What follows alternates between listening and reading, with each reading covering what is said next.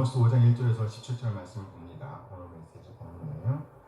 이스라엘 족속아, 내가 너희에게 대하여 애가로 지은 이 말을 들으라. 전혀 이스라엘이 엎드러졌으며 다시 일어나지 못하리로다. 자기 땅에 던지우며 일으킬 자 없으리로다. 주 예수께서 이와 같이 주 여호와께서 이와 같이 말씀하시되 이스라엘 중에서 1000명이 행군에 나가던 성읍에는 100명만 남고 100명이 행군에 나가던 성읍에는 10명만 남으리라 하셨느니라. 여호와께서 이스라엘 족속에게 이와 같이 말씀하시기를 너희는 나를 찾으라. 그리하면 살리라. 베델을 찾지 말며 길갈로 들어가지 말며 부엘세바로도 나아가지 말라. 길갈은 반드시 사로잡히게 있고 베델은 비참하게 될 것임이라 하셨나니 너희는 여호와를 찾으라. 그리하면 살리라. 그렇지 않으면 그가 불같이 요셉의 집에 임하여 멸하시니 베델에서 그들을 끌 자가 없으리라. 정의를 쓴쑥으로 바꾸며 공의를 땅에 던지는 자들아, 묘성과 삼성을 만드시며 사망의 그늘을 아침으로 바꾸시고 낮을 어두운 밤으로 바꾸시며 바닷물을 불러 지면에 솟으시는 이를 찾으라. 그의 이름은 여호와시니라. 그가 강한 자에게 갑자기 패망이 이르게 하신즉 그 패망이 산성에 미치느니라. 우리가 성문에서 책망하는 자를 미워하며 정직히 말하는 자를 싫어하는도다. 너희가 힘없는 자를 밟고 그에게서 미래의 부당한 세를 거두었은즉 너희가 비록 다듬은 돌로 집을 건축하였으나 거기에 거주하지 못할 것이요 아름다운 포도원을 가꾸었으나 그 포도주를 마시지 못하리라. 너희의 행물이 많고 죄악의 무거움을 내가 아노라. 너희는 의인을 학대하며 뇌물을 받고 성문에서 가난한 자를 억울하게 하는 자로다. 그러므로 이런 때에 지혜자가 잠잠하나니 이는 악한 때입니다. 너희는 살려면 선을 구하고 악을 구하지 말지어다. 만군의 하나님 여호와께서 너희의 말과 같이 너희와 함께 하시리라. 너희는 악을 미워하고 선을 사랑하며 성문에서 정의를 세울지어다. 만군의 하나님 여호와께서 혹시 요셉의 남은 자를 불쌍히 여기시리라. 그러므로 주 만군의 하나님 여호와께서 이와 같이 말씀하시기를 사람이 모든 광장에서 울겠고 모든 거리에서 슬프도다 슬프도다 하겠으며 농부를 불러다가 애곡하게 하며 울음꾼을 불러다가 울리할 것이며 함께 모든 포도원에서 울리니 이는 내가 너희 가운데로 지나갈 것이니라. 여호와의 말씀이니라. 아멘. 아멘. 아멘. 오늘은 아모스입니다. 아모스 5장 1절에서 17절 말씀을 중심으로 제목이 뭐예요? 죽는 길에도 사는 길이 있음을 알고 그 길을 살아내야 합니다. 무슨 길이요? 사는 길. 사는 길을 살아내야 합니다. 죽는 길에도 사는 길이 있음을 알고 그 길을 찾아내야 살아내야 합니다. 그 길을 살아내야 합니다. 이런 제목으로 말씀을 나누도록 하겠습니다. 오늘 본문은 애가입니다. 뭐라고요? 애가. 슬픈 노래예요. 죽음을 애도하는 노래라는 말입니다. 죽음을 애도하는 노래예요. 오늘 본문은 이스라엘이 완전히 죽어있다는 장송곡이라고 할 수 있습니다. 그 와중에도 살아날 길이 있다고 노래하고 있는 겁니다. 오늘 본문은 들으라 본문 중 세 번째 본문입니다. 오늘 본문 1절 말씀, 아모스 5장 1절 말씀입니다. 함께 읽어요. 이스라엘 족속아, 내가 너희에게 대하여 애가로 지은 이 말을 들으라. 역시 오늘 본문의 시작은 너희는 들으라 라는 말로 시작하고 있습니다. 물론 청중은 이스라엘입니다. 누구라고요? 이스라엘. 오늘 이스라엘이 들어야 할 말은요, 애가입니다. 애가. 곧 통곡의 노래를 가리키는 겁니다. 죽음을 슬퍼하는 노래라는 거예요. 장면은 곧 죽음입니다. 어둠입니다. 암흑입니다. 끝입니다. 더 이상의 악을 쌓을 수 없는 상태, 뿐만 아니라 더 이상의 가치도 쌓을 수 없는 상태, 그야말로 멈춤의 상태를 가리키는 거예요. 다시 일어설 수도 없습니다. 움직일 수도 없습니다. 그야말로 멈춤입니다. 오늘 2절 말씀이에요. 아모스 5장 2절 함께 읽어요. 천여 이스라엘이 엎드렸으며 다시 일어나지 못하리로다. 자기 땅에 던지우며 일으킬 자 없으리로다. 천여 이스라엘이 어떤 상태인지를 묘사하고 있습니다. 천여 이스라엘이 엎드러졌으며 여기 엎드러졌다는 말은요, 떨어진 상태입니다. 넘어진 상태를 가리키는 거예요. 그야말로 멈춘 상태를 가리킵니다. 죽음입니다. 생명이 없음을 가리키는 거예요. 따라서 천여 이스라엘은 이제 더 이상 자신을 일으킬 수가 없습니다. 다시 일어나지 못하리로다. 이 말을 고지고대로 풀어오면 천여 이스라엘이 일으킬 일으킴을 더할 수가 없다는 말입니다. 일으킴을 더할 수가 없다. 전혀 이스라엘이 일어나기를 더할 수 없도다. 전혀 이스라엘이 일어나기를 더할 수 없도다. 더할 수 없다. 그야말로 생명이 없는 상태를 가리키는 거예요. 여기 더한다는 말은요, 이 애굽의 선봉이었던 요셉의 이름과 같은 어원의 글입니다. 요셉은 누구인가요? 그는 꿈을 더하던 사람이었습니다. 밝음을 더하던 사람이었습니다. 생명을 더하던 사람이었어요. 하나님께서 그를 시작으로 하여 이스라엘 백성을 더하도록 하셨습니다. 그리고 가나안을 향한 꿈을 더하도록 하셨습니다. 요셉입니다. 그런데 이제 더할 수 없다고 말씀하고 있습니다. 꿈을 더할 수가 없습니다. 생명을 더할 수가 없어요. 자신을 일으켜 세울 수도 없습니다. 그렇게 전 이스라엘은 처참하게 무너졌습니다.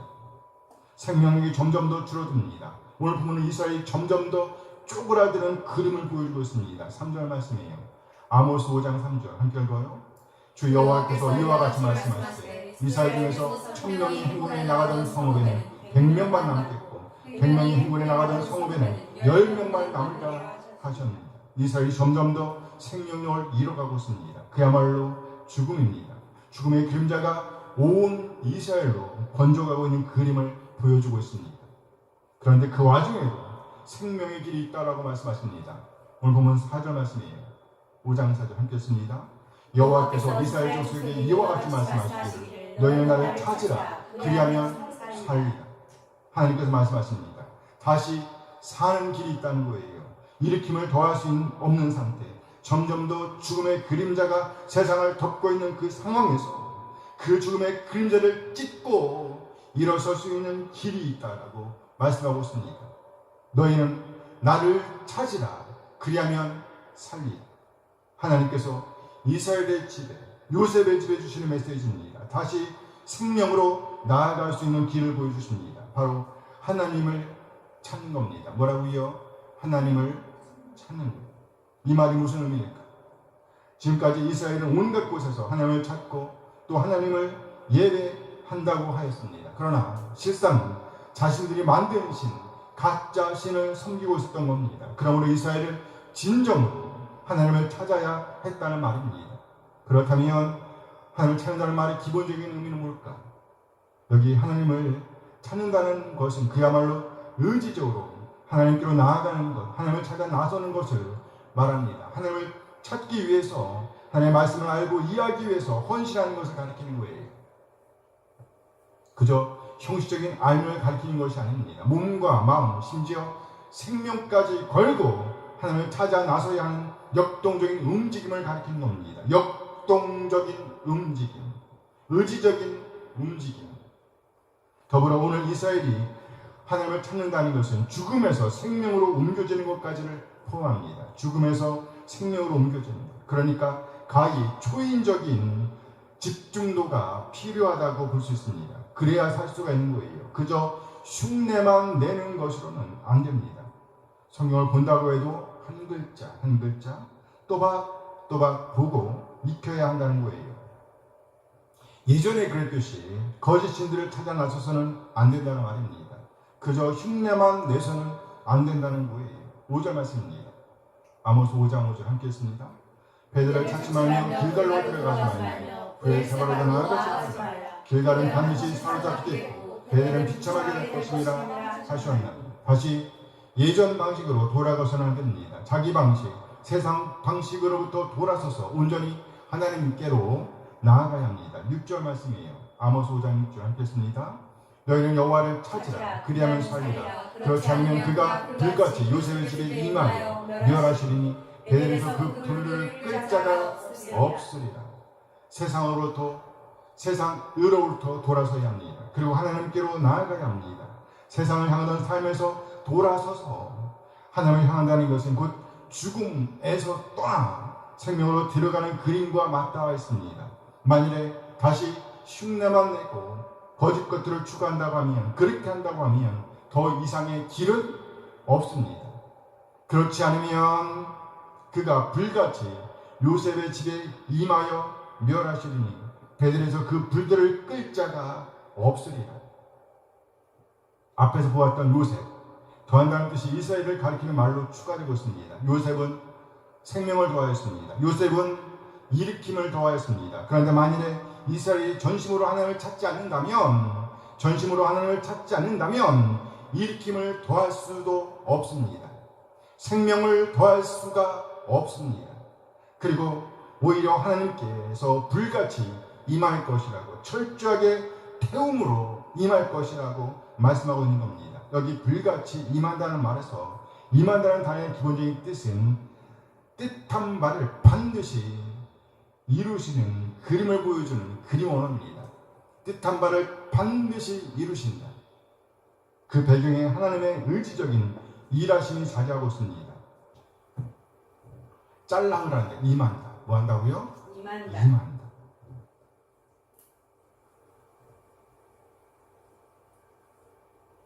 창세기 24장에서 보면 아브라함이 독자 이삭의 아내를 구하기 위해서 아브라함이 독자 이삭의 아내가 누구였죠? 리브가. 아내를 구하기 위해서 종을 자신의 고향으로 보냅니다. 이제 그 종은 메소포타미아로 가서 나홀의 성에 이르렀습니다. 그 우물에서 그 종은 순조롭게 만나기를 기도합니다. 그때 그는 자신이 기도한 대로 리브가를 만나게 되죠. 그리고 이제 확인하는 작업에 들어갑니다. 자기 기도한 대로 그 여인이 움직이고 있었어요. 그걸 확인하는 작업에 들어갑니다. 창세기 1절 말씀입니다. 함께 읽어봐요. 그 사람이 그를 묵묵히 주목하며 여호와께서 과연 평탄한 길을 주신 여부를 알고자 하더니 그 사람이 그를 묵묵히 주목하여 여호와께서 과연 평탄한 길을 주신 여부를 알고자 하여. 이 문장을 보면 두 주체가 나오지요. 한 주체는 그 사람입니다. 아브라함의 종이죠. 그리고 또 한 주체는요, 여호와이십니다. 첫째, 아브라함의 종은요, 자신이 기도한 대로 움직이고 있는 그 여인 리브가를 유심히 살피고 있습니다. 그 눈에 막 불꽃이 튀겨요. 그리고 또한 주체이신 여호와께서는요, 평탄하게 하셨다는 겁니다. 아브라함의 종은 이것을 알기를 원했던 거예요.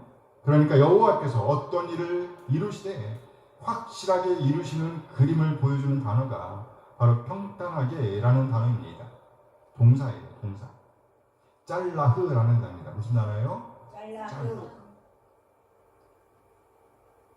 위에서 본 임한다는 단어와 같은 단어예요. 임한다. 아브라함의 종의 말을 들어보면 이미 아브라함이 하나님께서 이렇게 이루실 것이라고 말씀했습니다. 그 종이 리브가의 오라버니 라반에게 하는 말입니다. 창세기 24장 40절 말씀이에요. 함께 했습니다. 주인 내게 이르되 내가 섬기는 여호와께서 그의 사자를 너와 함께 보내어 내게 평탄한 길을 주시리니 너는 내 족속 중 내 아버지 집에서 내 아들을 위하여 아내를 택할 것이니라. 어떻게 이삭의 아내를 찾을 것인가? 걱정하고 있는 종에게 아브라함이 하는 말씀이죠. 내가 섬기는 여호와께서 그의 사자를 너와 함께 보내어 네게 뭘요? 무슨 길? 평탄한 길을 주시리니. 그러니까 여호와께서 네게 평탄한 길을 주시리라. 여호와께서 그의 길, 그 종의 길을 평탄하게 하실 것이라는 말입니다. 여기 평탄하게라는 단어는요, 하나님께서 그 종의 길을 확실하게 인도하시는 그림을 보여주는 그림 언어예요. 하나님께서 성취하시는 그림, 완성하시는 그림을 보여주는 단어가 바로 이 단어입니다. 짤라흐. 이 단어는 요셉의 삶에도 드러납니다. 요셉의 삶에서도 드러납니다. 한때 요셉은 위기를 만났습니다. 종으로 팔려간 거예요. 완전히 낭떠러지로 떨어진 겁니다. 하루아침에 사랑받던 아들에서 종으로 전락한 그의 삶을 보여주는 장면에서 그의 삶을 철저하게 인도하시는 하나님의 인도하심을 보여주는 단어, 그 장면이 있습니다. 창세기 39장 2절 말씀이에요. 함께 했습니다. 여호와께서 요셉과 함께 하심으로 그가 형통한 자가 되어 그의 신 애굽 사람의 집에 있으니. 지금 요셉은 하루아침에 노예로 떨어진 상태입니다. 그런데 그 와중에 성경은 그에 대해서 이렇게 고백하고 있는 거예요. 여호와께서 요셉과 함께 하심으로 그가 형통한 자가 되었다. 요셉이 어떤 사람이었는가 설명합니다. 그가 형통한 자가 돼요. 이 말을 고지것대로 보면 요셉 그는 형통하게 하는 사람이 되었다는 거예요. 형통하게 하는 사람. 이 문장에서도 보면 두 인격이 등장하고 있습니다. 두 인격. 한 인격은 하나님이십니다. 그리고 또 다른 인격은 요셉이지요. 첫째, 요셉이 형통하게 하는 자가 되었다는 겁니다. 요셉은 형통하게 하는 자가 되었어요. 그러면서 둘째, 요셉이 형통하게 하는 사람이 된 원인을 밝혀주고 있습니다. 곧 하나님께서 그와 함께 계셨기 때문이라는 거예요. 그렇다면 요셉이 형통하게 하는 자였다는 말의 의미는 뭘까요? 하나님의 뜻을 이루어가고 있었다는 말이 되는 거예요. 그렇죠. 자기의 뜻이 아니죠. 누구의 뜻? 하나님의 뜻. 하나님의 뜻을 이루어가고 있었다는 말입니다. 하나님의 뜻을 이루어가고 있었다. 요셉은 자기가 처한 상황을 초월하여 하나님의 뜻을 이루어가는 사람, 곧 형통하게 하는 사람이었다는 겁니다. 이때 쓰인 단어가 바로 짤라흐라는 단어입니다. 창세기 39장 3절 말씀도 봅니다. 함께 읽어요. 그의 주인 여호와께서 그와 함께 하심을 보며 여호와께서 그의 범사에 형통하게 하심을 보았다. 그 주인이 요셉을 통해서 본 사실을 진술하고 있습니다. 또 여호와께서 그의 범사에 형통하게 하심을 보았다. 지속적으로 요셉은 형통하게 하는 자였다는 말입니다. 지속적으로, 그치요? 한 번만이 아니지요. 형통하게 하는 자, 계속. 39장 23절 말씀 봅니다. 함께 읽어요. 간수장은 그의 손에 맡긴 것을 무엇이든지 살펴보지 아니하였으니 여호와께서 요셉과 함께 하십니다. 여호와께서 그 범사에 형통하게 하셨다. 요셉은 더욱더 낮아졌습니다. 한 가정의 노예에서 이제는 모함받아 아예 감옥으로 내려갑니다. 그런데 이번에는요, 간수장이 요셉에 대한 신뢰를 이렇게 묘사해주고 있습니다. 여호와께서 그를 범사에 형통하게 하셨다. 역시 요셉은 그곳에서도 하나님의 일을 이루어내고 있었다는 말이에요. 하나님께서 그와 함께 하실 때 가능한 일이었습니다. 그런데 오늘 본문에 붙어 보니까 요셉의 집이, 누구의 집이? 요셉의 집이 하나님의 뜻을 성취하는 일에서 멀어진다고 할 때 어떤 일이 일어날 것인지를 보여주고 있습니다. 오늘 6절 말씀을 다시 봅니다. 아모스 5장 6절 말씀이에요. 함께 했습니다. 너희 여호와를 찾으라. 그리하면 살리라. 그렇지 않으면 그가 불같이 요셉의 집에 임하여 멸하시리니 그에게서 그 불들을 끌 자가 없으리라. 역시 하나님께서 어떤 일을 성취하시는 그림을 보여주는 문장입니다. 이 문장에도 두 인격이 등장합니다. 첫째, 하나님이십니다. 둘째, 요셉의 집입니다. 요셉의 집이 인격화되어 표현되고 있습니다. 이때 요셉의 집이 할 일이 언급되어 있습니다. 곧 여호와를 찾는 일입니다. 온 마음과 뜻, 생명을 다해서 여호와를 찾는 일이에요. 알아가는 일입니다. 거짓 신들을 떠나 가짜 신을 떠나 진짜 신이신 하나님, 이스라엘의 하나님을 찾아 나서야 했습니다. 이들이 이렇게 하나님을 찾아 나서는 일에 성공한다면 살 것입니다. 여기 산다는 말은요, 곧 형통하게 한다는 말로 이해할 수 있습니다. 살 거예요. 요셉의 삶에서 본 것과 같이 그의 삶을 초월하여 그의 삶의 현재를 초월하여 그 삶의 상황을 초월하여 하나님의 뜻을 이루게 하실 것임을 보여주는 거예요. 그런데 만일에 그렇게 하지 않는다면, 전심으로 하나님을 찾는 일을 하지 않는다면 그러면 어떻게 될 것인가? 이때는 또 다른 면에서 하나님께서는요, 하나님의 일을 성취하실 것이라고 말합니다. 그것은 곧 절대로 일어나지 못하게 하실 것이라는 말이에요. 절대로 일어나지 못하게 하신다. 죽은 상태 그대로 멈출 수밖에 없습니다. 이 말을 다르게 표현하면 이렇게 됩니다. 그렇지 않으면 그가 불같이 요셉의 집에 임하여 멸하시리라. 우리말 성경은 임하여라고 표현하고 있습니다. 앞에서 보았던 그 단어예요. 짤라흐.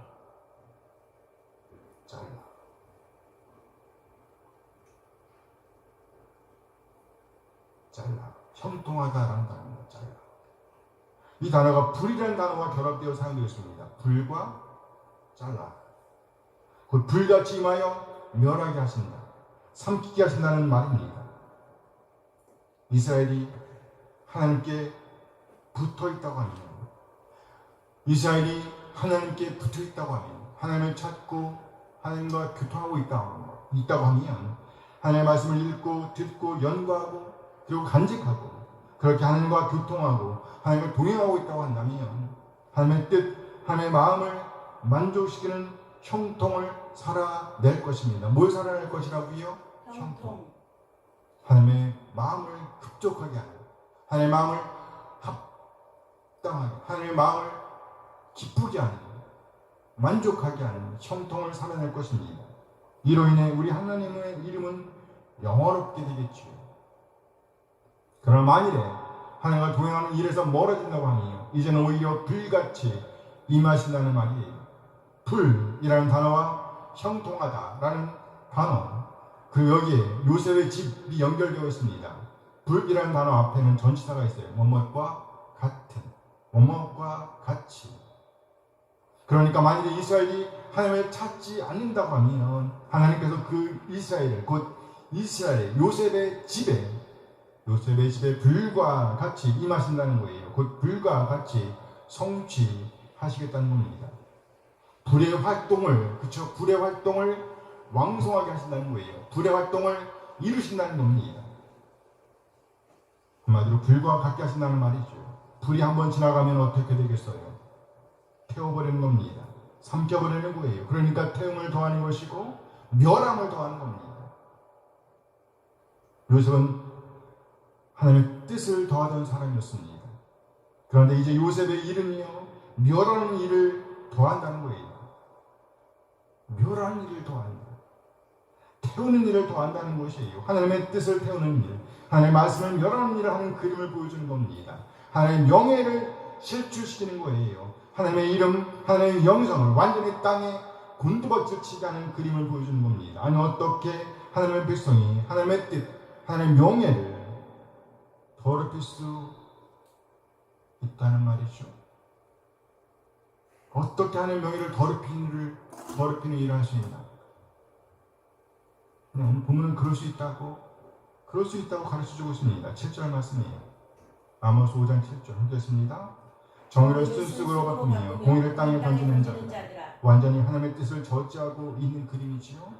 오히려 하나님의 뜻, 하나님의 말씀을 태워버리는 일, 땅에 처박는 죄를 저지르고 있는 그림을 보여주고 있습니다. 그야말로 불입니다. 10절 말씀도 봅니다. 아모스 5장 10절 함께 읽어요. 우리가 소문에서 책망하는 자를 미워하며 정직히 말하는 자를 싫어합니다. 어떻게 불의 역할을 하고 있는지를 보여주고 있습니다. 오늘 본문은요, 그들이 어떻게 멸망으로 치닫고 있는지를, 어떻게 하나님의 명예, 하나님의 말씀, 하나님의 뜻을 태워버리고 있는지를 보여주고 있습니다. 오늘 보면 11절은 좀 더 자세히 보여줍니다. 오늘 아모스 5장 11절 말씀이에요. 함께 읽습니다.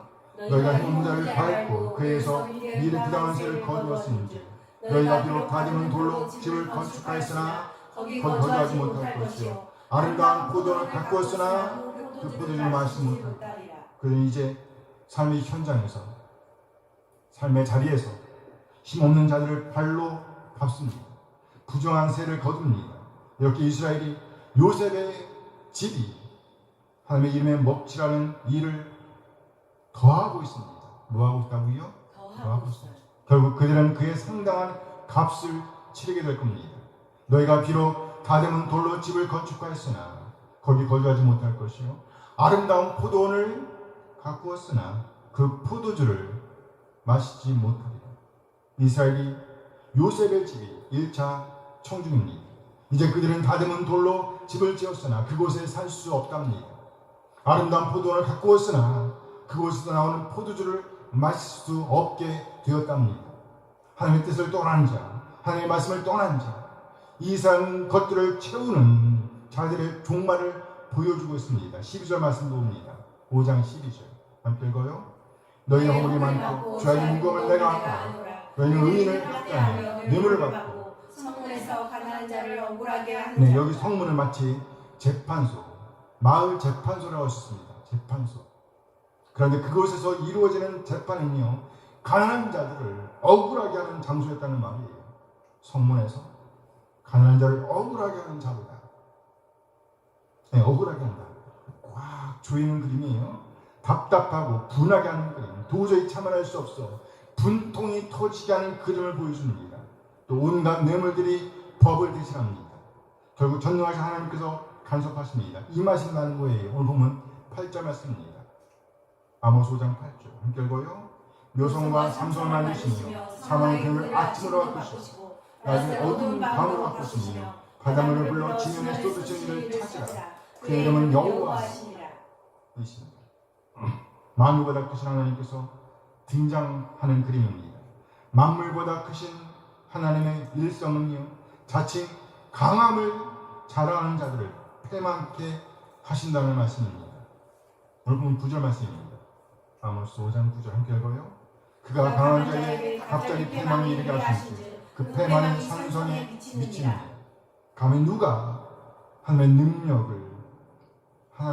능력을 피할 수가 있겠어요? 그러나 그들은 피할 수 있을 것이라고 생각했습니다. 그 패망이 산성에 미치느니라. 여기 산성이란 요새를 가리킵니다. 적들이 접근하기 어려운 장소라는 말이죠. 그러니까 상대적으로 안전한 곳이라고 할 수 있습니다. 그러나 과연 하나님께도 그렇게 안전하냐 하는 겁니다. 그럴 리가 없죠. 결국 이스라엘이 살 수 있는 길은요, 하나님을 찾는 것입니다. 그렇다면 하나님을 찾는다는 말은 의미는 뭘까? 오늘 보면 14절 말씀입니다. 아모스 5장 14절 함께 읽어요. 너희는 살려면 선을 구하고 악을 구하지 말지어다. 만군의 하나님 여호와께서 너희의 말과 같이 너희와 함께 하시리라. 하나님을 찾는다는 말을 풀어서 설명하고 있습니다. 너희는 살려면 선을 구하고 악을 구하지 말지어다. 너희가 살려면 진정 살기를 원한다면 하나님을 찾아야 한다는 말이에요. 그렇다면 하나님을 찾는다는 말의 뜻은 무엇인가? 그 선을 구하고 악을 구하지 않는 것이라고 말씀하고 있습니다. 여기 구한다는 말은 곧 찾는다는 말이에요. 그러니까 여호와를 찾는다는 말의 다른 표현이라고 할 수 있습니다. 하나님을 찾는 일은 뭘까? 바로 선을 구하고 악을 구하지 않는 겁니다. 이렇게 할 때 산다는 말이에요. 15절 말씀도 봅니다. 아모스 5장 15절 함께 읽어요. 너희는 악을 미워하고 선을 사랑하며 성문에서 정의를 세울지어다. 만군의 여호와께서 혹시 요셉의 남은 자를 불쌍히 여기시리라. 선한 일이란 무엇인가? 좀 더 자세하게 설명하지요. 성문에서 정의를 세울지어다. 성문에서 정의를 세울지어다. 성문에서 정의를 세운다는 것은요, 재판과 관련되어 있습니다. 더 이상 힘없는 자들을 억울하게 해서는 안 된다는 말이죠.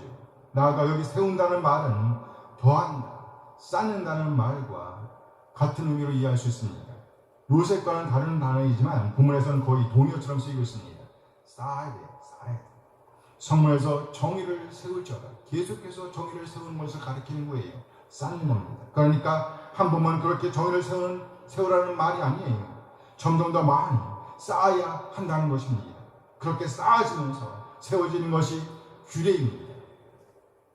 율례입니다. 상식이지, 교통입니다. 배려이지. 이것이 바로 더하는 자, 하나님의 뜻을 더하고 명예를 더하는 자, 요셉의 남은 자의 삶이어야 합니다. 그러면 어떤 일이 일어날까? 그렇게 한다면 어떤 일이 일어날까? 혹시 요셉의 남은 자를 불쌍히 여기시리라. 혹시 요셉의 남은 자를 뭐 하시리라? 불쌍히 여기시리라. 하나님의 뜻을 더하는 자에게 하나님의 은혜가 뭐가? 하나님의 은혜, 하나님의 긍휼, 하나님의 불쌍히 여기심이 쌓아가는 그림입니다. 이것이 곧 사는 길이에요. 악을 미워하고 선을 사랑하며 정의를 쌓아가는 일은 하나님의 긍휼, 하나님의 은혜를 가져오는 삶이 될 겁니다. 그런데 이 문장에서 혹시라는 말이 덧붙여 있습니다. 무슨 말이요? 혹시. 무슨 말일까요? 기대할 수가 없다는 말이죠. 기대할 수가 없다.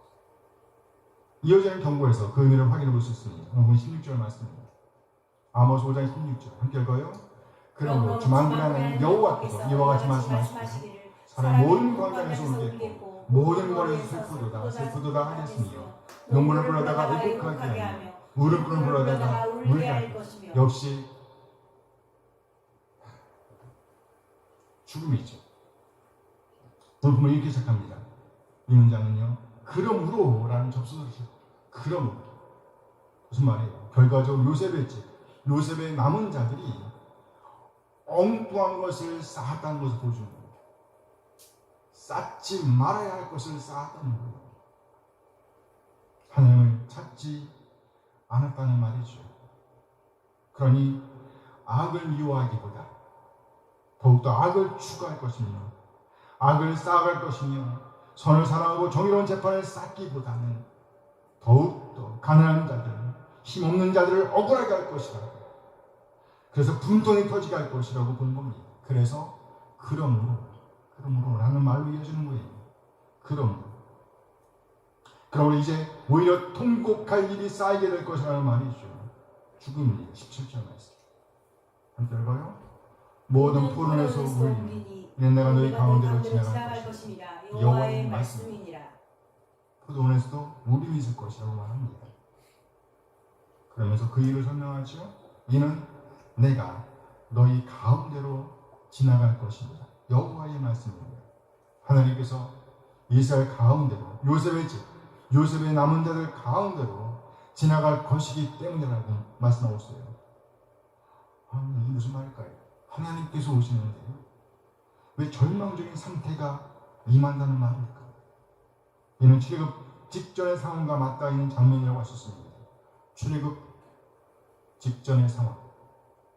그 당시 이스라엘은요, 애굽의 노예로 종으로 살고 있었습니다. 그런데 그 당시 애굽은요, 강팍할 대로 강팍한 상태에 있었습니다.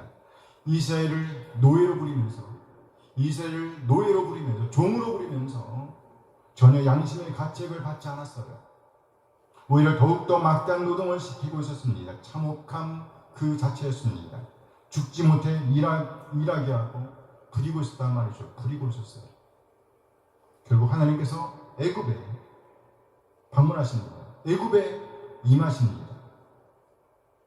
당시 하나님의 방문은요, 애굽에게는 심판이었습니다. 그러나 이스라엘에게는 뭐였어요? 구원이었죠. 같은 상황이 지금 이스라엘에게 닥친 겁니다.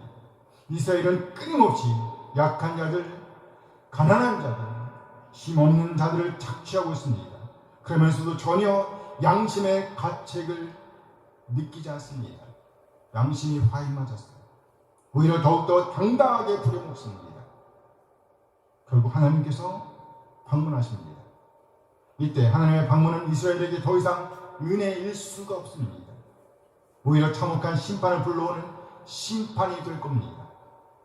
그야말로 죽음입니다. 멈춤입니다. 절망이지요. 사망입니다. 오늘 본문의 흐름은요, 크게 두 줄기를 따라 흐르고 있습니다. 첫째, 무엇을 더할까 하는 겁니다. 무엇을 더할까? 오늘 본 2절 말씀입니다. 함께 읽어요. 전혀 이스라엘이 엎드려졌으니 다시 일어나지 못하리라. 자기 땅에 던지우니요 일으킬 자 없으고. 이 문장의 핵심 어근은요, 다시 일어나지 못할 것이라는 말씀입니다. 다시 일어나지 못하리라. 이 말씀을 고지고 들어보면요, 그녀가 일어나기를 더할 수가 없다는 거예요. 일어나기를 더할 수가 없다. 더할 수 없다. 그러니까 다시 일어설 수가 없다는 말씀으로 받으셨습니다. 이 말씀의 어원이 요셉과 같습니다. 더한다는 거예요. 그런데 부정입니다. 일어나기를 더할 수가 없다. 끝장났다는 말이죠. 끝장났다. 이 말씀 6절로 이어집니다. 5장 6절 함께 읽어요. 너희 여호와를 찾으라. 그리하면 살리라. 그렇지 않으면 그가 불같이 요셉의 집에 임하여 멸하시리니 베델에서 그 불들을 끌 자가 없으리라.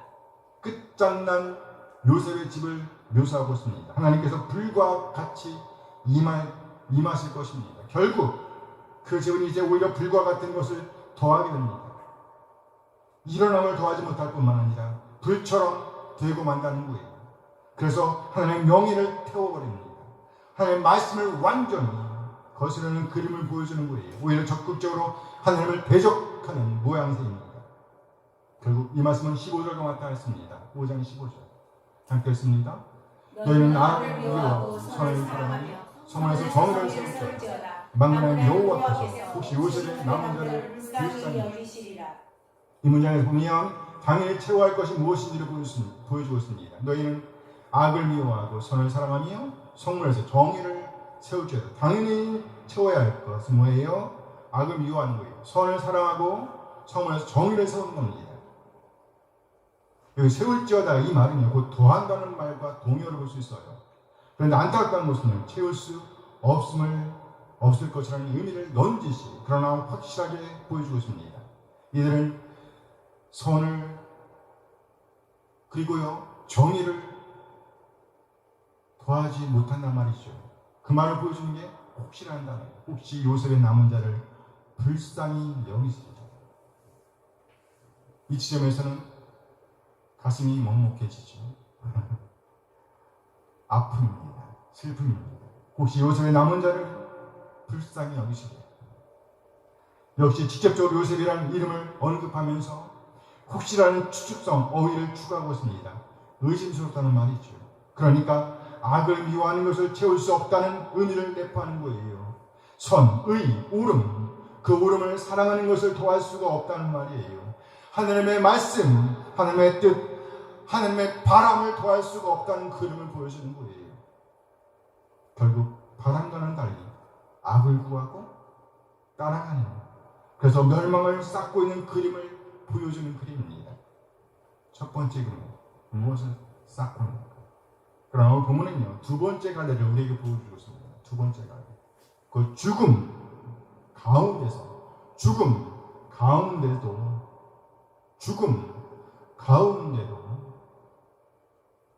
죽음 가운데서도 살아날 수 있는 가능성을 제시하는 그림입니다. 놀랍죠? 죽음 가운데서도 살아날 수 있는 가능성을 제시합니다. 그 가능성 4절 말씀에서 시작합니다. 5장 4절 함께 읽어요. 여호와께서 이스라엘 족속에게 이와 같이 말씀하시기를 너희는 나를 찾으라 그리하면 살리라. 하나님께서 이스라엘 족속에게 말씀하십니다. 너희는 나를 찾으라 그리하면 살리라. 그렇습니다. 이스라엘이 살 수 있는 길, 우리가 살 수 있는 길을 보여줍니다. 곧 하나님을 찾는 거예요. 아멘. 다른 곳에서 생명을 구할 수가 없습니다. 생명은 오로지 하나님께 있습니다. 생명은 오로지 하나님께 있습니다. 아멘. 그러므로 하나님을 찾아야 합니다. 이 말씀 6절 이어집니다. 이 부분에서 더한다는 주제와 합쳐지고 있습니다. 함께 읽어요. 너희는 여호와를 찾으라 그리하면 살리라. 그렇지 않으면 그가 불같이 요셉의 집에 임하여 멸하시니 베델에서 그 불들을 끌 자가 없으리라. 끌 자가 없습니다. 역시 살려가면 누굴 찾아야 한다고요? 여호와. 그렇죠. 하나님을 찾아야 한다는 말씀입니다. 하나님을 찾아야 합니다. 그러면서 여호와를 찾는 것과 관련하여 좀 더 구체적인 것이 14절 말씀에 언급되고 있습니다. 14절 함께 읽어요. 너희는 살리면 선을 구하고 악을 구하지 말지어다. 만군하는 여호와께서 너희와 말과 같이 너희와 함께 하시리라. 그래요. 습관처럼 하는 말과 같이 진짜로 하나님께서 함께 하신다는 거예요. 언제요? 하나님을 찾고 선을 구하고 정의를 쌓는다고 하는 말이죠.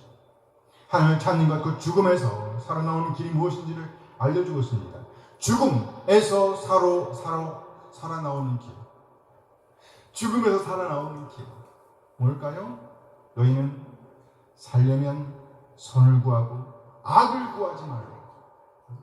선과 악을 첨예하게 대립시키고 있습니다. 선은 구해야 할 것입니다. 선은 구해야 할 것이에요. 다시 말해서 우리 안에 선을 채워야 할 것이란 말이죠. 채워야 한다. 악은 구하지 말아야 합니다. 좀 적극적으로 표현하면요, 악은요 토해내야 합니다. 싸우면 안 돼요. 토해내야 합니다.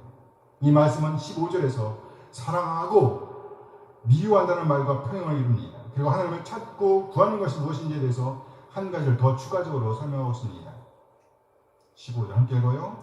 너희는 악을 미워하고 선을 사랑하며 성을 정의를 세울지어다. 만군의 여호와께서 혹시 요셉의 남은 자를 불쌍히 여기시리라. 네, 악을 구하지 말아야 할 뿐만 아니라 악을 구하지 말아야 할 뿐만 아니라 미워해야 합니다. 미워해야 합니다.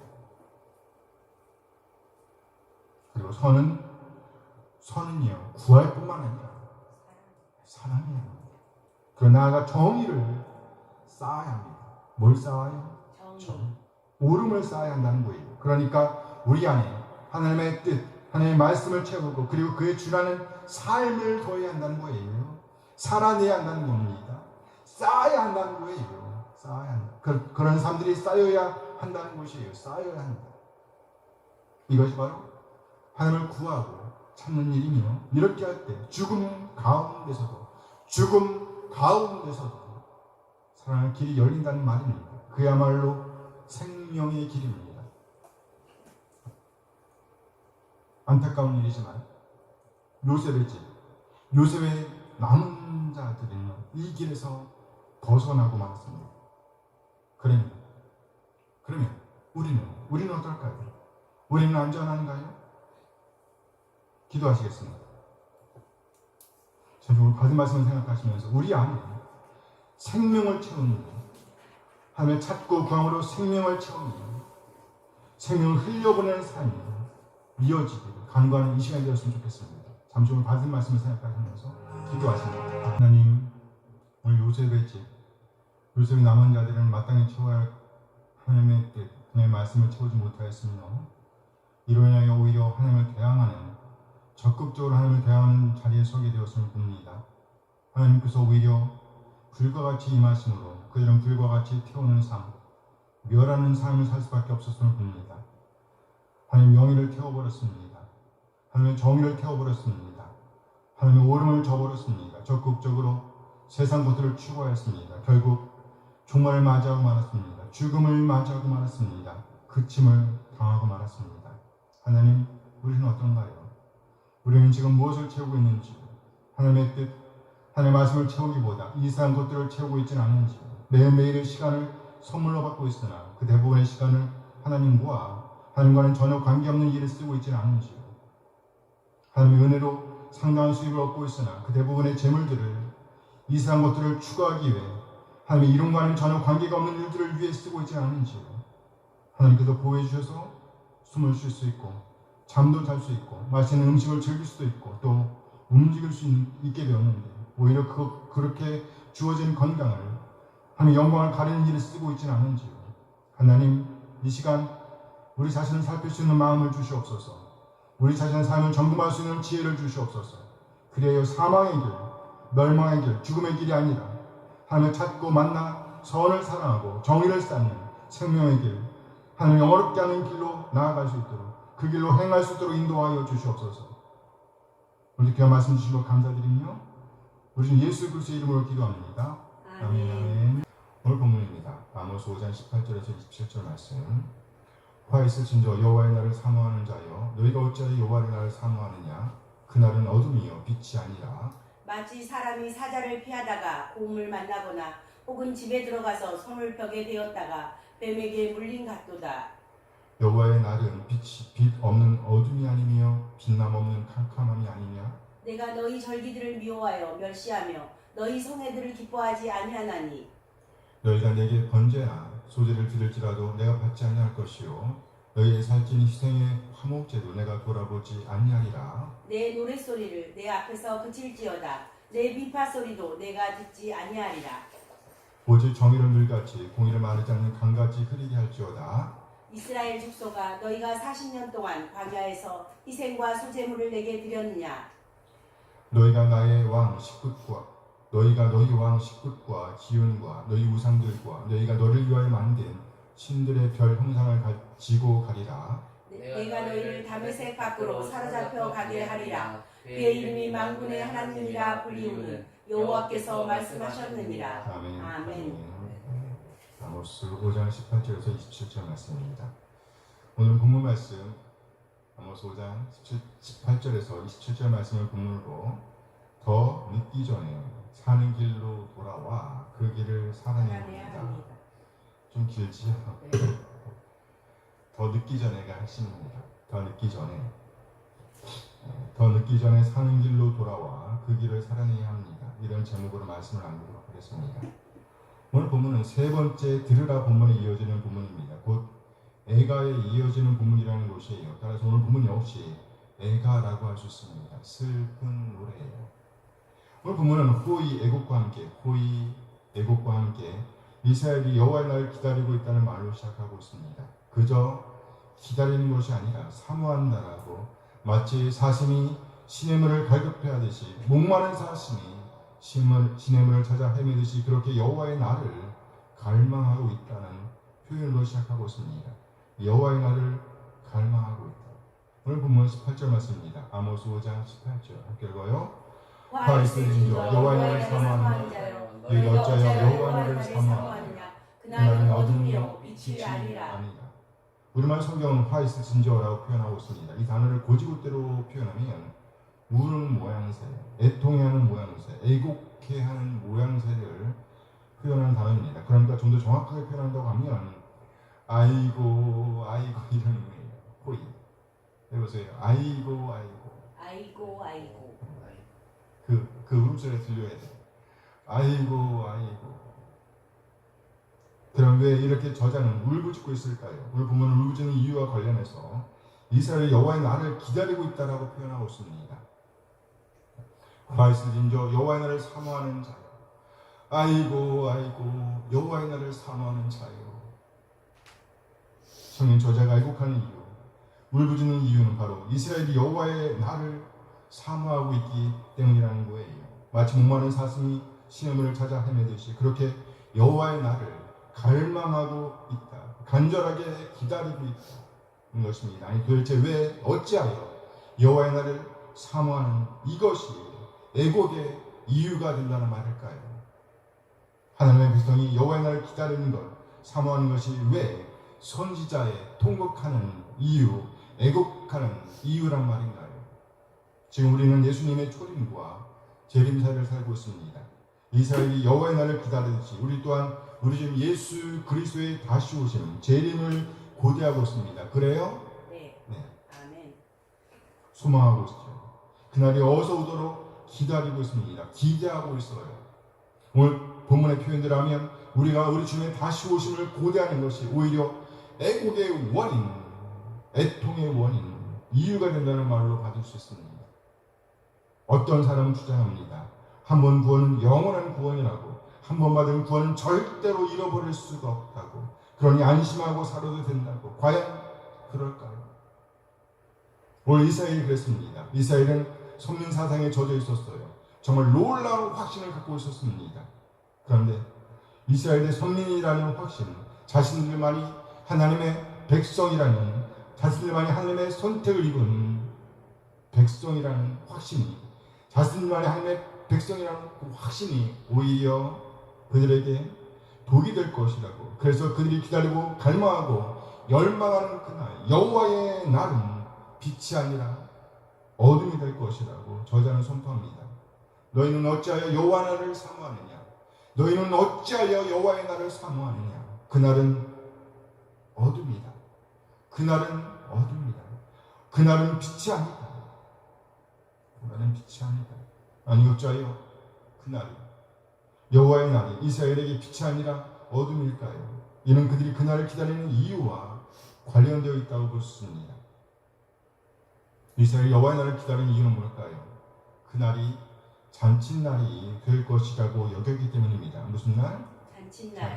그런데 오히려 장례식 날이 될 것이라는 말이에요. 사실 이 세상에서 떵떵거리면서 살고 있던 이스라엘의 귀족들, 그들은 자신들이 누리던 그 누림을, 자신들이 누리던 그 누림을 결코 잃고 싶지 않았습니다. 그런데 이스라엘은 지정학적으로 강대국들 사이에 끼어 위협을 당할 수도 있는 상황이었습니다. 물론 여로보암 2세가 통치하던 그 시기에는 그래도 안정되어 있었던 시기였습니다. 그러나 위험이 항상 도사리고 있었습니다. 그래서 여호와의 날을 고대한 것입니다. 여호와의 날을 기다리는 것 자체는 전혀 이상한 것이 아니죠. 우리가 우리 주님의 다시 오심을 기다리고 갈망하는 것 자체가 무슨 문제이겠어요? 그런데 어떤 나라, 어떤 백성, 어떤 사람에게는 그 날이 오히려 더 큰 어둠의 날이 될 수 있다는 거예요. 우리는 이 세상에 사는 동안 원치 않게 상당한 고통을 당할 수 있습니다. 위협을 당할 수 있습니다. 어쩔 수 없이 살고 있다는 느낌, 어쩔 수 없이 살고 있다는 느낌, 죽지 못해 살고 있다는 느낌이 들 때도 있습니다. 그러므로 여호와의 날을 고대하게 되는 것이죠. 가난하고 궁핍하고 힘없는 자들은 더욱더 이 날을 고대합니다. 그런데 부한 사람도, 권세 있는 사람도, 온갖 명예를 누리고 있던 사람도 그럴 수가 있다는 겁니다. 그럼 오늘 본문에서 보니까 이스라엘이 이 날을 사모한다라고 표현하고 있습니다. 어찌 보면 소유하고 있는 권세, 재물, 부를 더욱더 견고하게 유지하고 싶은 마음을 표현하고 있는지도 모릅니다. 그래서 자신에게 닥치는 그 모든 위협을 피할 요량으로 여호와의 날을 사모한다 표현하고 있는지 모릅니다. 그런데 그렇게 위협을 피할 요량으로 생각으로 여호와의 날을 기다리는 오히려 어둠이라는 거예요. 뭐라고요? 어둠. 오늘 보는 이 상황을 이렇게 표현하고 있습니다. 사자를 피하려고 했는데 오히려 곰을 만나게 되었다. 사자를 피했어요. 근데 뭘 만났어요? 곰을 만났어요. 또 집에 들어가서 벽에 손을 대었는데 오히려 뱀에게 그 손이 물리고 말아요. 이와 같이 이스라엘에게 여호와의 날은 빛이 아니라 어둠이라고 슬프게 부르짖고 있는 겁니다. 어둠이야. 아이고 여호와의 날을 기다리는 자들아, 그날은 빛이 아니라 뭐라고요? 어둠이라. 그렇다면 이스라엘 백성이 그렇게도 고다고 갈망하던 그날 여호와의 날이 어둠인 이유는 뭘까? 한번 구원은 영원한 구원인 줄 알았는데, 영원한 빛인 줄 알았는데 어둠인 이유는 도대체 뭘까? 그렇죠. 어떻게 자녀였다가 안 자녀가 될 수 있겠어요? 한 번 자녀면 영원한 자녀잖아요. 그렇죠? 근데 어떻게 자녀였다가 안 자녀가 될 수 있겠어요? 그런데 보면요, 영원한 자녀와 그렇지 않은 자녀가 있음을 전제하면서 영원한 자녀가 아닌 자들의 행태를 고발합니다. 영원한 자녀가 아닌 자들. 오늘 21절 말씀이에요. 아모스 5장 21절 함께 읽어요. 내가 너희 절기를 미워하여 멸시하며 너희 성회를 기뻐하지 아니하나니. 이는 선지자를 통해서 이스라엘에게 전해진 하나님의 음성입니다. 누구의 음성이요? 하나님의 음성, 하나님의 선포입니다. 내가 너희 절기들을 미워하여 멸시하며, 하나님의 음성입니다. 내가 너희 절기를 미워한다고요. 멸시한다고요. 여기 미워한다는 말은요, 아주 싫어한다는 말이에요. 싫어한다. 끔찍하게 싫어하신다는 겁니다. 토할 것 같다는 말이에요. 그야말로 치를 떠는 모습이라고 할 수 있습니다. 그리고 여기 멸시한다는 말 역시도 미워한다, 싫어한다는 말입니다. 그러니까 이 말은 극강조입니다. 무슨 강조? 극강조. 엄청난 강조입니다. 끔찍하게 싫어하시는 모양새를 강조하는 표현입니다. 싫단 말이야. 그러니까 하나님께서 이스라엘의 절기들을 아주 끔찍하게 싫어하신다는 거예요. 치를 떨면서 미워하신다는 겁니다. 토할 것 같이 거부하신다는 거예요. 너무 싫어서 정말 꼴도 보기가 싫다는 겁니다. 아주 극단적인 미움을 표시하는 겁니다. 아니, 이게 무슨 말인가요? 하나님께서 그 백성, 하나님 자신의 백성인 이스라엘의 절기를 싫어하신다는 거예요. 아니, 어떻게 이런 일이 있었어요? 오늘날로 하면 예배를 의미한다고 할 수 있습니다. 예배하려고 나오는 사람들을, 그러니까 하나님의 자녀라고 말하면서 하나님을 예배하려고 나오는 사람들, 예배 보러 나오는 사람들, 그들을 아주 끔찍하게 여기신다는 거예요. 그럼 어떻게 하나님께서 그 시간을 즐거워하실 수가 있겠어요? 그럴 수가 없다는 겁니다. 도대체 불편하신다는 거예요. 그 시간을 즐길 수가 없으니 오히려 큰 부담일 수밖에요. 너희 성회들을 기뻐하지 않나니, 기뻐하지 않는다. 편하지 않다는 말입니다. 편하지 않다. 불편하다는 것이에요. 그러니 어떻게 즐거울 수가 있겠어요? 그럴 수가 없다는 겁니다. 하나님께서 그 백성을 불편해하고 있는 모양새를 그려주고 있습니다. 불편해. 여기 절기와 성회는 둘 다 이스라엘이 하나님 예배하는 행위와 관련된 축제일 잔칫날을 가리킵니다. 매주 모이는 안식일이 절기입니다.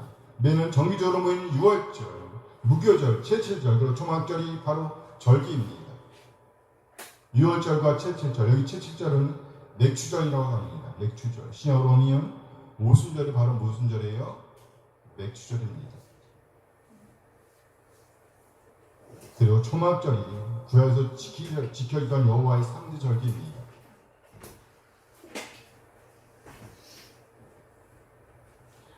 무교절로 이어지는 6월절, 맥추절, 초막절, 이 3대 절기는 7일 동안 지켜집니다.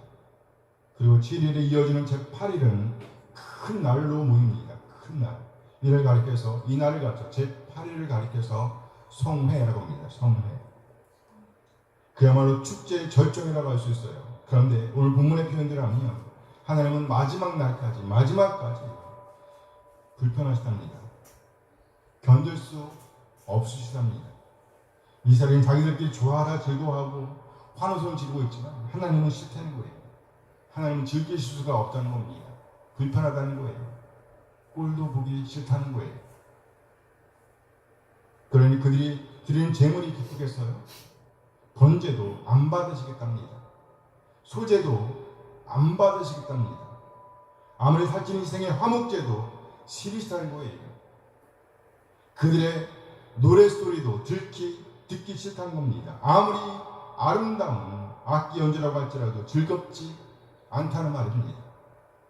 지금 우리로 한다면 찬양도, 특송도, 특주도, 워십 댄스도 그것이 아무리 아름답고 훌륭해 보일지라도 안 받으시겠다는 겁니다. 살찐 희생의 화목제, 아무리 많은 헌금도, 봉사도, 섬김도 안 받으시겠다는 거예요. 아니 오히려 토해버리고 싶으시다고 말씀하십니다. 사실 이들이 드리는 시간, 헌물, 헌신이 왜 중요하지 않겠어요? 이들의 드림 없이 교회가 교회될 수는 없죠. 그렇다면 무엇이 문제일까요? 이는 곧 이들의 예배에 반드시 포함되어야 할 재료가 빠져 있었다는 겁니다. 그렇다면 이들의 예배에 반드시 포함되어야 할 재료는 뭘까요? 오늘 이들의 드림을 진정한 드림 되게 하는 아주 필수적인 재료를 우리에게 소개해주고 있습니다. 만일에 누구든지 이 재료를 넣을 수가 있다면 전혀 다른 반응, 우리는 하나님의 전혀 다른 반응을 접할 수 있을 것이라고 말씀합니다. 필수 재료입니다. 그야말로 신비한 재료로 가지 않을 수가 없습니다. 우리 하나님께서 진정 요구하시는 재료 뭘까요? 오늘 보면 24절 말씀입니다. 아모스 5장 24절 함께 읽어요. 오직 정의를 물같이 공의를 말하지 않는 강같이 흐르게 하시오다. 크게 두 가지 재료를 소개하고 있습니다. 곧 정의와 공의가 그것입니다. 첫째, 여기 정의란 법적인 용어로서 재판과 관련된 용어입니다. 곧 판결과 관련되어 있다는 말이죠. 당시 이스라엘에서 이루어지고 있던 대다수의 판결은 균형을 이루지 않고 있었습니다. 치우쳐 있었습니다. 힘 있는 자에게로, 부한 자에게로, 힘 있는 자라고 한다면 더 힘 있는 자에게로, 부한 자라고 한다면 더 부한 자에게로 그렇게 치우쳐 있었습니다. 그래서 극단적인 치우침이 번져가고 있었습니다. 이와 같은 판결이 반복되었습니다. 그렇게 반복되다 보니까 그것이 습관이 되어버렸습니다. 관례가 되어버렸어요. 당연한 것이 되어버렸습니다. 마침내 아무도 그것을 문제로 인식하지 못하게 되었습니다. 무감각하게 되었습니다. 모든 감각을 잃게 되었습니다. 그야말로 양심이 화인을 맞은 겁니다. 무감각의 노예가 되어버렸습니다. 그러니 어떻게 죄로 인식할 수가 있겠어요? 오히려 정상적인 판결이 이루어지게 되면 이게 뭐지? 불편하게 여깁니다. 이게 뭐지? 정상적인 판결은 자연스럽지가 않았다는 거예요. 아무도 그 누구도 하나님의 정의를 인식할 수가 없었습니다. 이러한 상태에서 드려지는 절기, 성회가 하나님의 이름을 영원롭게 할 수는 없는 거죠. 아무리 풍성한 나눔이 있는 절기 잔치라고 할지라도 이미 그것은 본질을 잃은 상태에 있었기 때문에 절대로 하나님의 이름을 영원롭게 할 수는 없었습니다. 따라서 하나님께서 받아 주실 수가 없었다는 것이죠. 하나님께 받아 들여질 수가 없었습니다. 하나님의 정의가, 하나님의 성품이 더럽혀져 있었기 때문입니다. 선민이라고 주장하면서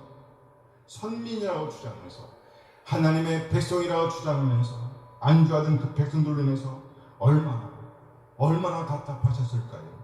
우리 하나님.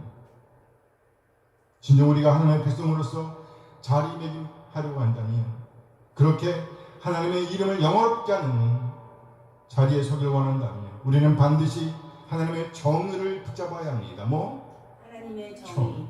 하나님의 정의가 우리 삶의 규례가 되어야 합니다. 우리 삶의 기본이 되어야 합니다. 습관이 되어야 합니다. 성품이 되어야 합니다. 이것이 우리의 예배를 예배되게 하는 재료입니다. 하나님께서 기뻐 받으시는 예배를 가능하게 하는 재료입니다. 그 재료가 정의라는 거예요. 정, 둘째. 공이란 정의와 거의 동일한 단어입니다. 그러나 굳이 구별한다고 하면 정의가 법적인 용어라고 한다면 공의는 행정적인 용어라고 할 수 있습니다. 행정적인 용어. 그래서 정의와 공의, 공의와 정의를 아울러 표현하게 되면 공정이 되는 거예요. 뭐가 된다고요? 공정.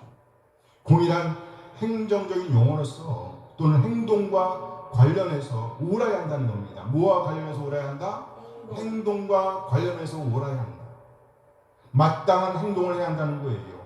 하나님께서 그 백성들에게 삶의 현장에서 살아내야 할 행동 지침들을 주셨습니다. 그러므로 하나님의 백성된 이스라엘은 그 지침들을 가지고 그의 주라는 오늘을 살아내야 했습니다. 구약과 신약에 표현되어 있는 모든 지침을 요약하면 하나님께서 주신 10가지 계명, 10계명이라고 할 수 있습니다. 10계명. 일신, 다른 신을 섬겨서는 안 된다는 거예요. 이상, 어떤 우상, 어떤 형상을 만들어서 섬기면 안 된다는 겁니다. 산망, 하나님의 이름을 망령되게 해서는 안 된다는 거예요. 하나님의 이름, 하나님의 명예를 더럽히면 안 된다. 더럽혀서는 안 된다. 하나님의 이름 갖고 장난치면 안 된다. 사기치면 안 된다는 거예요. 사안, 안식일을 구별하여 거룩하게 지켜내야 한다는 겁니다. 거룩하게 지켜내야 한다. 오구, 부모를 공경해야 합니다. 육살, 살인하면 안 됩니다. 살인하면 안 돼요. 신하로 미한 생각도 안 됩니다. 자기를 죽이는 것도 안 됩니다. 그것도 역시 죄이기 때문에 생각도 하면 안 됩니다. 칠간, 간음하면 안 됩니다. 세상 법이 아무리 그렇다고 할지라도 우리는 하나님의 법에 준하여 하나님의 법, 하나님의 말씀에 따라 오늘을 살아내야 합니다. 칠간, 간음하면 안 됩니다. 팔토, 도둑질하면 안 됩니다. 국어, 거짓 증거하면 안 돼요. 심지어 목숨이 왔다 갔다 하는 위기를 만날 수 있습니다. 그러나 그럼에도 불구하고 거짓 증거는 안 됩니다. 십탐, 그것이 무엇이든지 이웃의 것을 탐내면 안 됩니다. 탐내면 안 돼요. 내 것이 아닌 것에 눈독을 들여서는 안 된다는 거예요. 우리 주님께서는 이 10가지 계명을 2가지로 이렇게 해주셨습니다. 뭐라고요? 하나님 사랑, 이웃 사랑. 그렇죠. 하나님 사랑, 이웃 사랑. 이것이 공의입니다. 이것이 공의예요. 공의. 우리가 만일에 하나님의 공의를 강같이 마르지 않게 하고 또 하나님의 정의를 물같이 그리게 한다면 그야말로 우리는 하나님께서 우리에게 주시는 샬롬을 누리게 될 겁니다. 샬롬. 세상이 알 수도 없고 세상이 줄 수도 없는 샬롬, 참 놀랍고 감격적인 샬롬을 누리게 될 것입니다. 어디에 있는지를 초월하여 우리는 샬롬을 누릴 수가 있습니다. 하나님의 인도하심을 경험할 수가 있습니다. 부족한 것이 많은데 뭐라고요?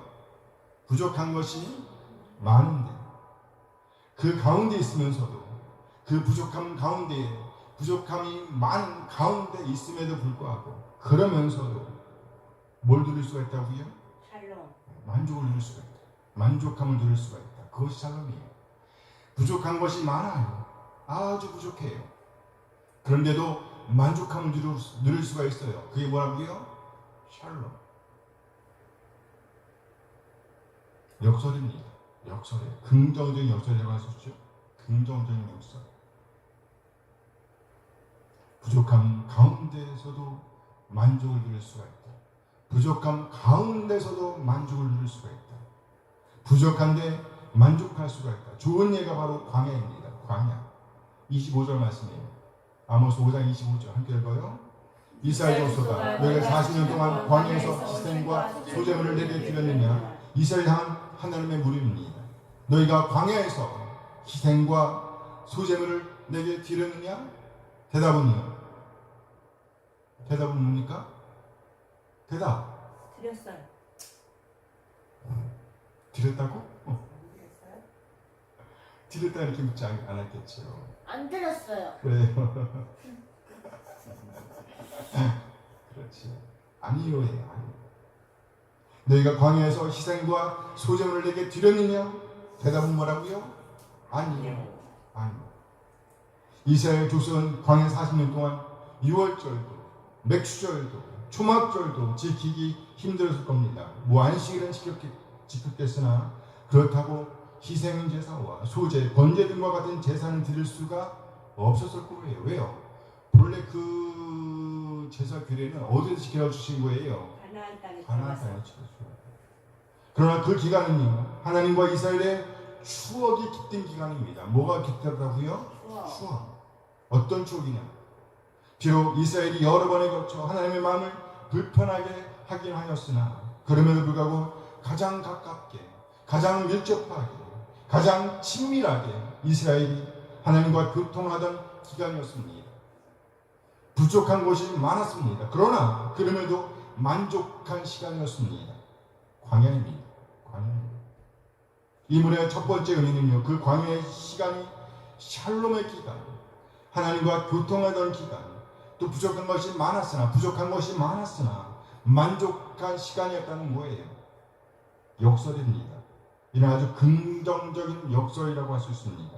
부족한 것이 많았으나 만족한 시간이었다는 것이죠. 역설입니다. 그런데 오늘 본문은요, 반대의 역설도 존재함을 보여줍니다. 반대의 역설. 반대의 역설. 그 부족한 것은 없으나 만족할 수가 없는 그림을 보여주고 있습니다. 부족한 것이 없으나 만족할 수가 없다. 역설입니다. 광야 생활에 비하면 모든 것이 풍족하였습니다. 모든 것이 풍족하였어요. 그러나 오히려 만족하지 못하는 그림, 그래서 하나님과의 교통이 막혀버린 그림, 아주 부정적인 역설을 보여주고 있습니다. 하나님과의 교통을 이루지 못하고 있는 이스라엘 현재를 고발하는 겁니다. 그러니 샬롬도 없었겠죠. 오늘 본 26절 말씀입니다. 아모스 5장 26절 함께 읽어요. 너희가 너희 왕 식굿과 기름과 너희 우상들과 너희가 너희를 위하여 만든 신들의 별 형상을 가지고 가리라. 이제 이들에게 하나님은 온데간데 없습니다. 하나님의 시선을 떠난 지 오래입니다. 너희가 너희를 위하여. 네, 이들의 시선은 오로지 자신들에게로만 향하여 있습니다. 그래서 하나님을 떠난 것들을 모두 행하고 있었습니다. 하나님의 오름, 하나님의 공의는 다 뒤로 제쳐놓았습니다. 결국 이들은 주변 나라들의 거짓 신들을 추종합니다. 식굿, 아수르와 바벨론을 섬기던 신상을 가리킵니다.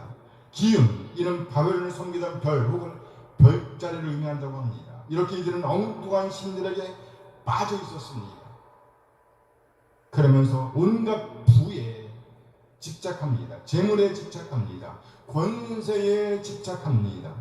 그리고 그렇게 얻게 된 부와 명예, 권세를 가지고 자기보다 약한 자, 자기보다 힘 없는 자를 누릅니다.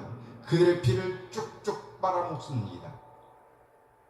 그렇게 공의를 떠난 모습으로 하나님을 예배한다고, 하나님을 제사한다고 온갖 거칠애를 보여주고 있습니다.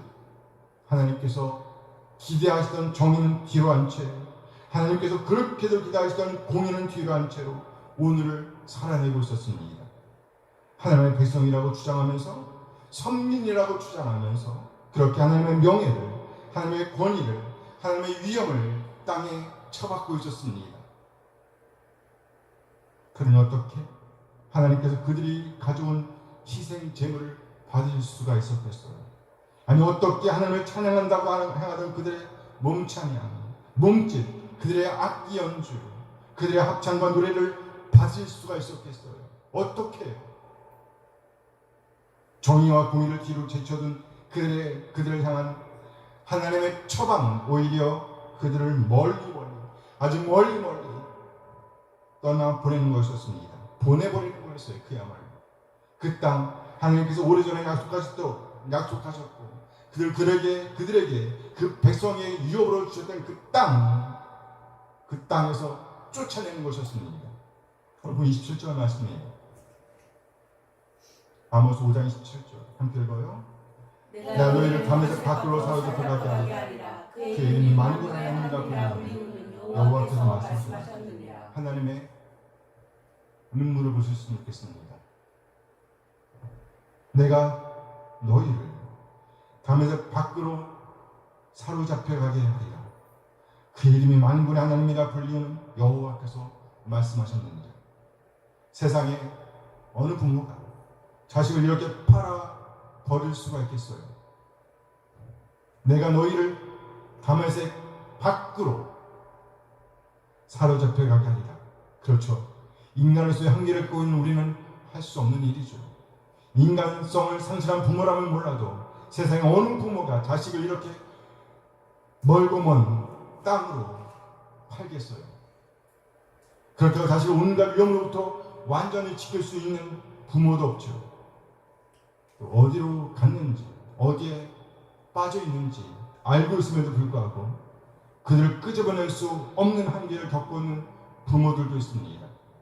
거짓 종교에 빠져 있는 자식을 구하기 위해서 싸우고 있는 부모들의 혈투, 피 흘리기까지 자식을 구하기 위해서 질주하는 부모, 싸우고 있는 부모도 있습니다. 하던 일을 다 접습니다. 있는 재산을 다 팔아버립니다. 목적은 한 가지입니다. 뭐예요? 엉뚱한 것에서 빠져서 허우적대고 있는 그 자식을 구하는 것입니다. 그렇게 한다고 해서 구할 수 있다는 보장도 없습니다. 뭐 때문이에요? 인간의 한계 때문입니다. 그러나 하나님은 다릅니다. 하나님은 그냥 내버려 두실 수도 있는 분이십니다. 그래서 이스라엘이 전혀 가고자 하는 그 길로 가도록 내버려 두십니다. 그들 스스로 선택할 수 있도록 하신 겁니다. 그 결국은 멀리 떠나는 것입니다. 하나님께서 그들에게 기업을 주신 그 땅을 떠나게 하신 겁니다. 하나님을 예배하는 것에서 떠나게 하는 것입니다. 원하던 대로 해보라는 겁니다. 그래, 갈 대로 가봐. 아니 어떻게 하나님께서 인간도 하지 않는 이런 일을 하신단 말이죠. 네, 하나님은 우리 정상적인 인간이라면 도저히 할 수 없는 그 일을 하시는 분이십니다. 왜요? 왜일까요?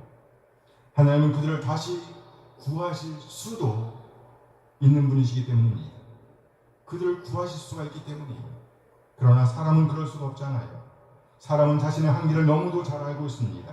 그래서 조금 더 세상을 살았던 부모로서 제발이지 그 길로는 가지 말라고, 그 길로 가면 고생한다고, 안전한 길은 그 길이 아니라고 그렇게 저지하고 막고 호통치고 규제하고 그러는 겁니다.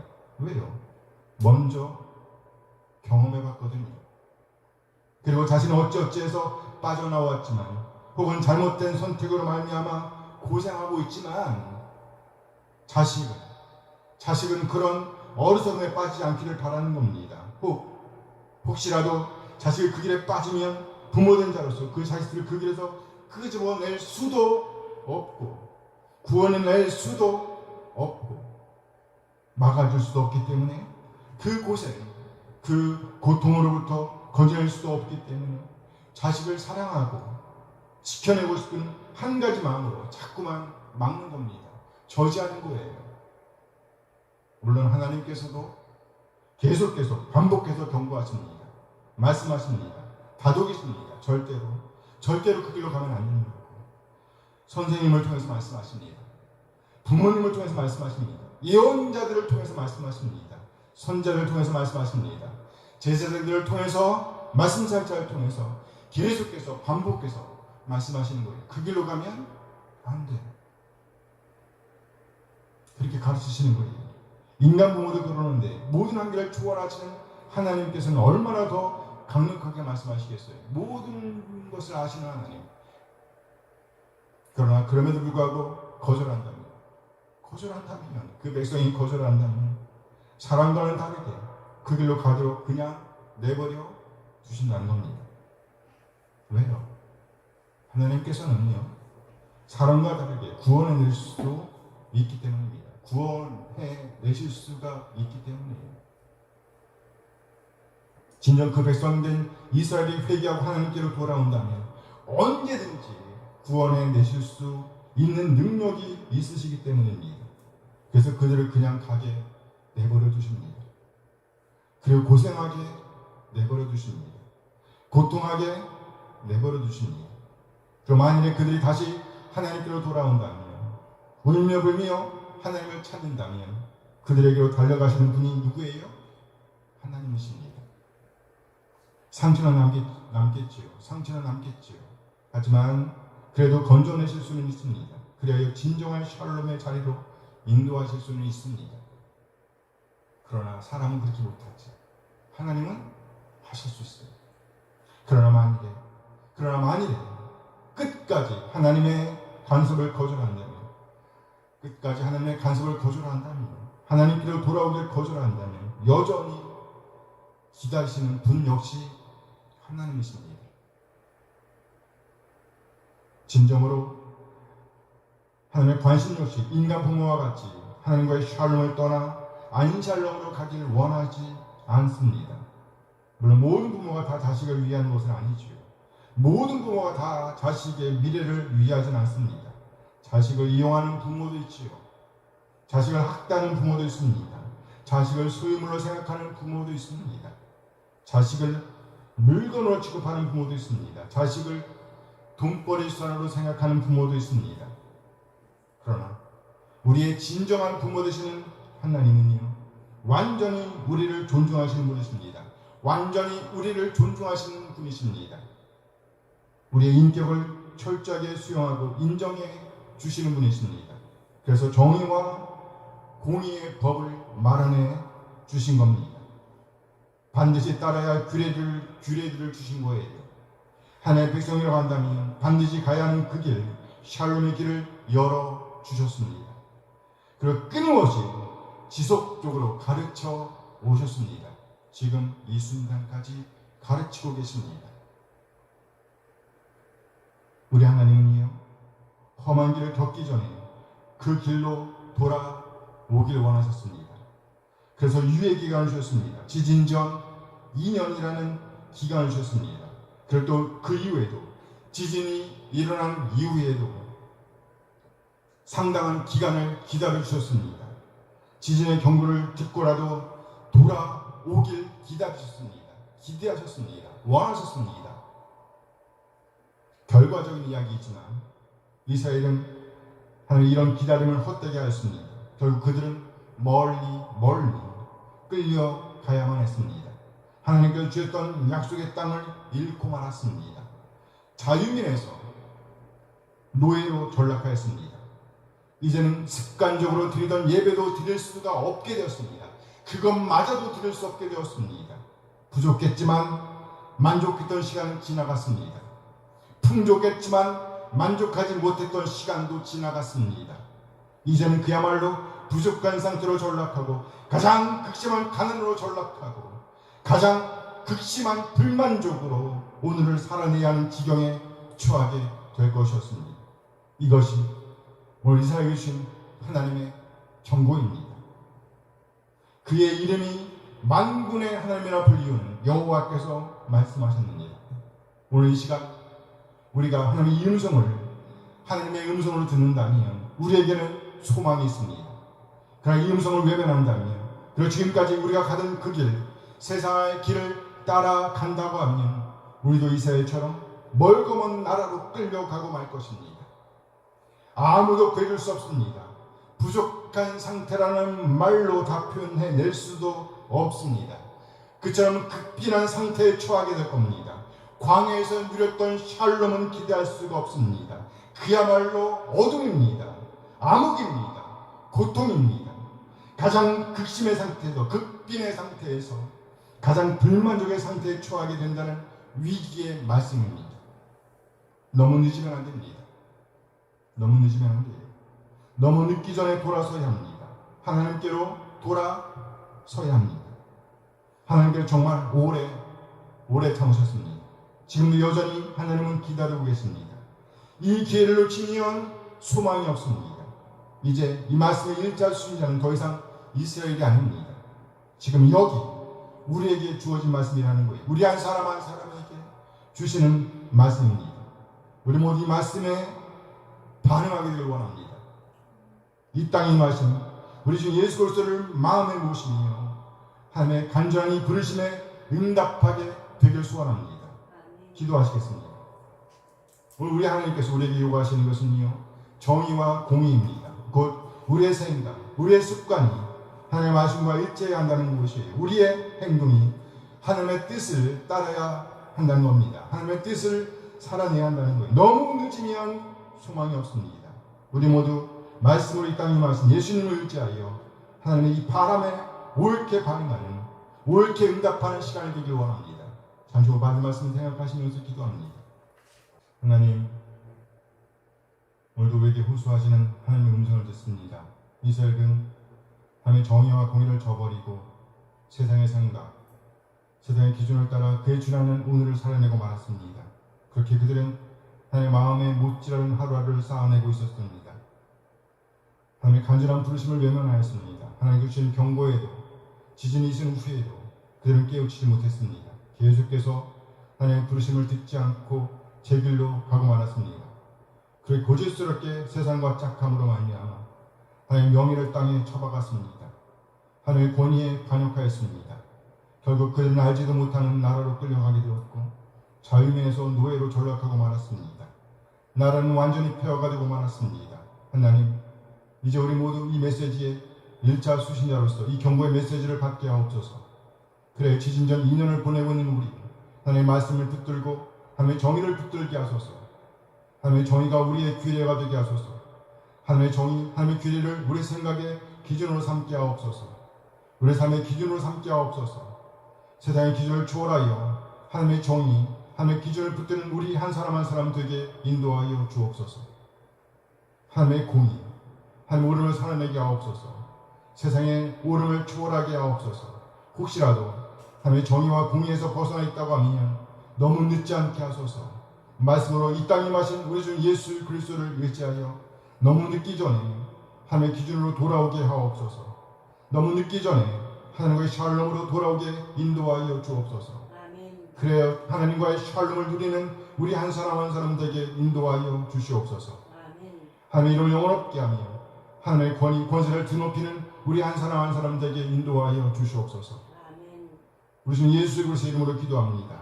아멘. 아멘.